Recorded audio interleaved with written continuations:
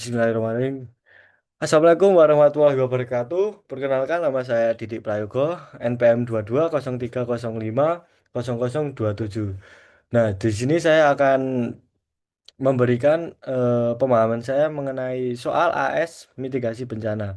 Pada nomor satu yang saya analisis di sini, mengapa program Satuan Pendidikan Aman Bencana atau SPAB di Palu likuid likuifaksi 2018 dan Cianjur gempa 2022 belum optimal dalam mengurangi resiko korban jiwa.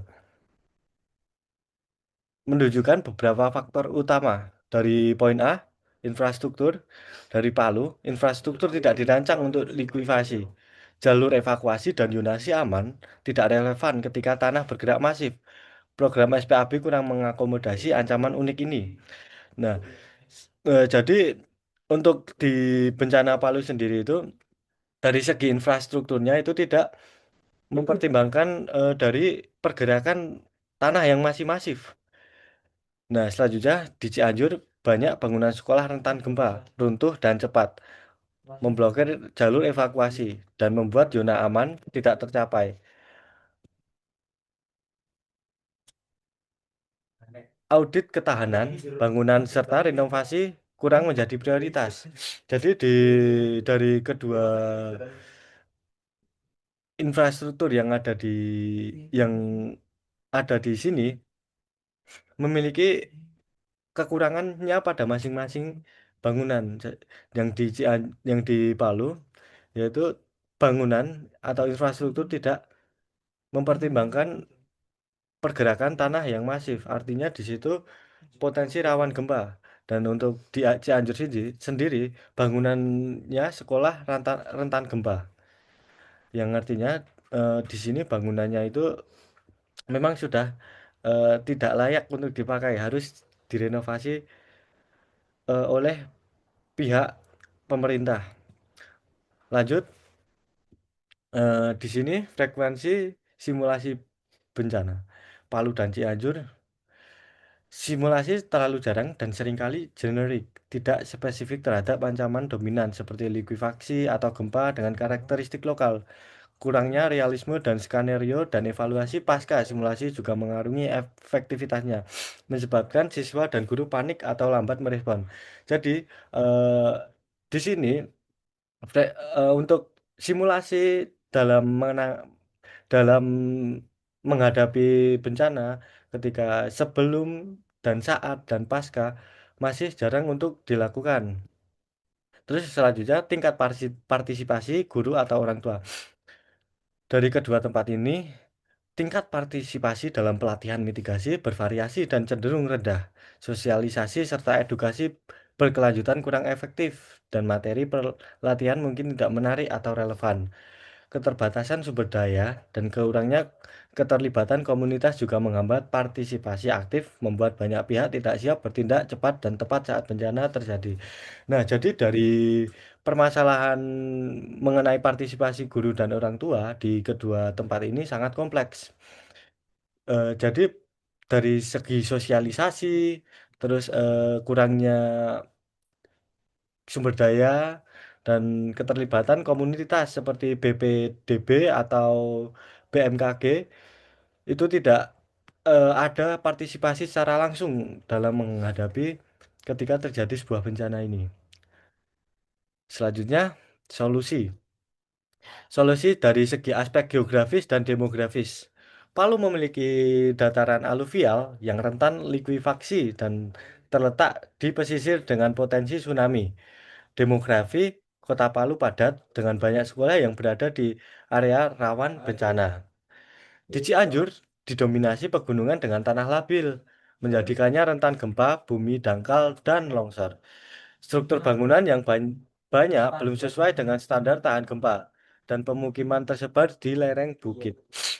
Nah, jadi dari kedua kondisi geografis dan demografis di sini em, sangat sangat berpengaruh terhadap ancaman bencana yang di Palu itu memiliki kepadatan penduduk dan di situ juga rawan terjadi sebuah bencana. Nah, dan sedangkan di Cianjur juga tanahnya labil karena kebanyakan terdapat di pemukiman yang tersebar di lereng bukit.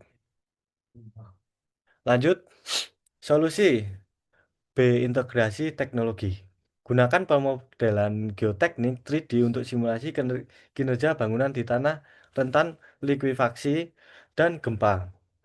Terus kedua, pasang sensor getaran tanah. Ak akselerograf terhubung ke LOT atau Internet of Things, IoT Internet of Things di area sekolah. Terintegrasi dengan aplikasi mitigasi yang langsung mengirimkan notifikasi ke ponsel guru, siswa, dan orang tua serta sirine lokal juga perlu diaktifkan secara otomatis.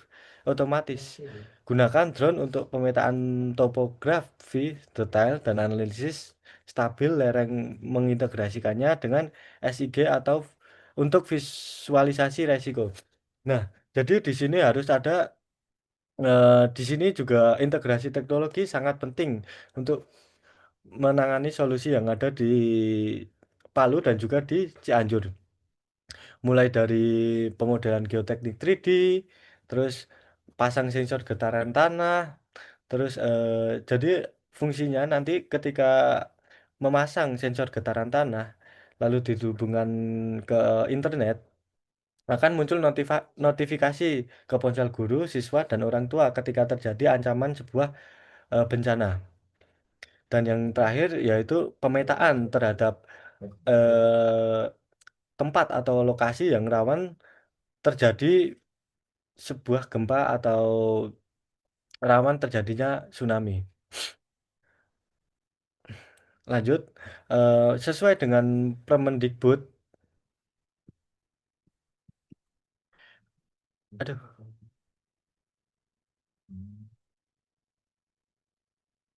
aduh, mohon maaf, kepencet.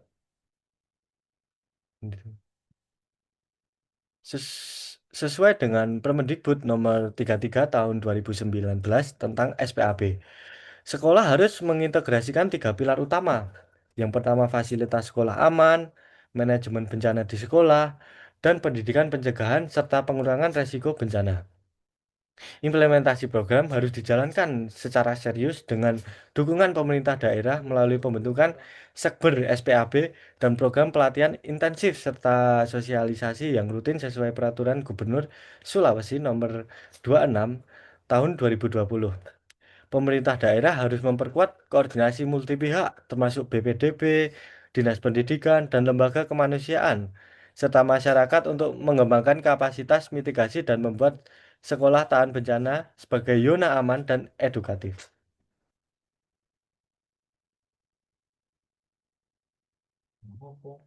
Selanjutnya, pada poin kedua ini, evaluasi program DIL bencana di SD Negeri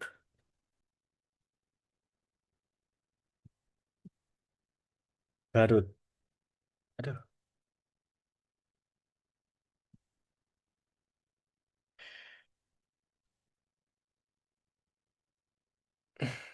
drill ini hanya menyentuh sedikit fase kesiapsiagaan dan tanggapan darurat, aspek pencegahan, misalnya audit keamanan bangunan dan pemulihan. Dukungan psikologis pasca bencana hampir tidak tersentuh. Drill sekali setahun terlalu jarang untuk membangun respon refleksif. Nah, jadi di sini drill yang dilakukan secara sosialisasi itu masih masih dalam frekuensi yang sangat jarang karena dilakukan setahun sekali. Terus drill yang tidak tepat bisa menyebabkan trauma pada siswa, terutama jika dilakukan terlalu realistis tanpa persiapan atau debriefing yang memadai. BPTB, orang tua, dan relawan seringkali hanya terlibat sporadis, padahal peran mereka krusial dalam keberlanjutan edukasi dan dukungan pasca bencana. Terus solusi berbasis Comprehensive School Safety Framework atau CSSF. Peningkatan frekuensi frekuensi dan metode. Di sini yang dimaksud peningkatan frekuensi dan metode yaitu terjadinya harus diadakan sosialisasi secara berkala dan harus dipadu oleh beberapa instansi terkait seperti BPDB, terus BMKG, dan instansi-instansi lainnya. Terus integrasi kurikulum. Nah, integrasi kurikulum yang dimaksud di sini bisa dipadukan pada beberapa mata pelajaran seperti IPA atau IPS dan dimasukkan ke dalam materi. Terus penguatan infrastruktur. Penguatan infrastruktur ini bisa dilakukan dengan pengecekan secara berskala dengan menggunakan atau pengecek dengan menggunakan pendataan gitu. Ketika memang ada bangunan yang memang harus direnovasi ketika terjadi sebuah bencana, ini akan menjadikan resiko yang sangat tinggi atau mengancam siswa, guru maupun eh, penduduk yang ada di sekitar tersebut. Dan yang selanjutnya evaluasi pasca drill. Evaluasi ini bisa dilakukan untuk mengecek kondisi psikologis eh, korban yang terkena atau yang terdampak dari bencana itu. Lanjut pada poin ketiga ini, rancangan program sekolah tangguh bencana wilayah pesisir rawan tsunami. Nah, di sini program yang saya buat yaitu saya mengambil cerita legenda dari Nyai Roro Kidul atau kisah tentang gelombang besar dari selatan. Nah, ini juga menstimulus anak agar mereka itu lebih nyaman dalam belajar mitigasi bencana ini. Terus melibatkan nelayan sebagai narasumber langsung tentang tanda-tanda alam di laut dan pentingnya evakuasi dini. Nah, jadi juga nelayan yang memang kehidupannya kebanyakan atau sering di laut juga pasti cukup tahu bagaimana keadaan secara di lapangan ketika memang akan terjadi potensi dari tsunami. Terus sirene dari botol bekas atau bisa disebut sirene gema pesisir.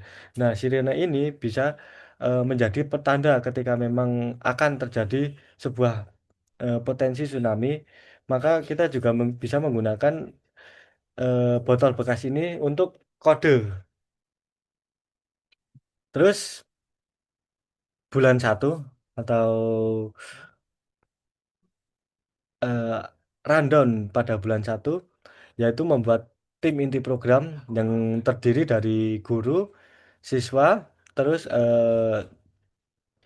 BPDB atau BMKG. Terus pelatihan guru yang dipandu oleh BPDB atau BMKG.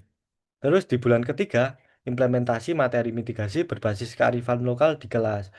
Nah, jadi pada poin tiga ini kita dianjurkan untuk mengimplementasikan atau mengintegrasikan kearifan lokal dalam muatan materi mitigasi berbasis kearifan lokal. Terus pada bulan keempat, simulasi evakuasi ke titik kumpul dengan melibatkan sirene botol bekas dan rambu evakuasi. Bulan 5, sesi berbagi pengalaman dengan nelayan tentang tanda-tanda laut. Dan bulan ke-6, dengan perbaikan dan fokus pada kecepatan serta koordinasi. Terus di sini ranks indikator keberhasilan. Keberhasilan kuantitatif yaitu 100% siswa hafal lagu evakuasi. Terus waktu evakuasi eh, tidak kurang dan tidak lebih dari 3 menit. Eh, kurang dari lebih dari 3 menit itu merupakan 90% keberhasilan. Dan siswa tahu tiga tanda tsunami. Kurang dari 80% siswa ikuti rambu mandiri. Dan kurang dari 7% orang tua hadir edukasi. Terus yang kualitatif, peningkatan kesadaran dan rasa aman siswa, budaya tolong menolong, keterlibatan aktif komunitas, dan dukungan positif warga. Artinya di sini ada segi kolaboratif dari beberapa pihak, dari siswa, terus eh, ada ada nilai-nilai budaya tolong menolong, terus keterlibatan aktif komunitas, komunitas yang memang berfokus pada bencana alam seperti relawan bencana alam, terus BPDB, BMKG, dan dukungan positif di warga sekitar. Terus anggaran persiapan dan koordinasi sebesar 2.500.000. Terus kedua, pengembangan materi dan pelatihan 7 juta, peralatan dan bahan baku 4.500.000, operasional drill dan simulasi 3 juta, edukasi komunitas 2 juta, evaluasi dan pelaporan 1 juta, kegiatan apresiasi 2 juta. Total estimasi anggaran 22 juta. Terima kasih. Selanjutnya, eh, pada poin terakhir, nomor 4, yaitu infografisnya, yaitu SDN YP Lembata Protokol Fire Marshall Junior mengurangi resiko kebakaran di sekolah. Kasus nyatanya, kebakaran 3 ruang kelas utama akibat korsleting listrik arus pendek. Kerugian diperkirakan hampir 800 juta, meliputi meja, kursi, buku, pelajaran, dan alat olahraga. Tidak ada APAR dan sistem deteksi secepatnya dilaporkan tersedia. Proses belajar dialihkan dengan metode belajar di ruang guru sementara waktu. Terus kesenjangan kepatuhan Permendikbud nomor 33 tahun 2019. Di sini ada kecacatan dalam kebakaran ini karena beberapa akibatnya itu tidak patuh terhadap Permendikbud nomor 33 tahun 2019. Instalasi listrik di SDN YP tidak terawat sehingga berpotensi konsleting. Tidak sesuai standar Permendikbud nomor 33 tahun 2019. Apart dan sistem deteksi kebakaran minimal atau tidak tersedia, mengurangi kemampuan respon cepat. Simulasi pendampingan dan edukasi mitigasi kebakaran belum dilakukan secara rutin sehingga kesiapan siswa dan guru rendah. Jalur dan peta evakuasi belum terpasang dengan jelas, menyebabkan kurang terorganisir saat kebakaran. Kondisi ini menunjukkan kesenjangan yang signifikan antara aturan dan penerapan di lapangan. Solusi pelatihan siswa Fire Marshal mengenal bahaya kebakaran, penggunaan apar, dan eh, cara membantu. Simulasi kebakaran rutin minimal 2 kali per tahun untuk seluruh warga sekolah. Apar dan alarm terpasang di area strategis, terawat dan mudah diakses. Peta jalur evakuasi dan zona aman dipasang dengan jelas di tiap kelas dan area sekolah. Pemeriksaan instalasi listrik secara berkala oleh teknisi profesional. Keterlibatan aktif guru, orang tua, dan komunitas dalam mitigasi risiko kebakaran. Manfaat meningkatkan kesiapsiagaan keselamatan siswa dan guru, meminimalkan risiko korban jiwa dan kerugian material. Yang terakhir, membentuk budaya keselamatan yang berkelanjutan di lingkungan sekolah.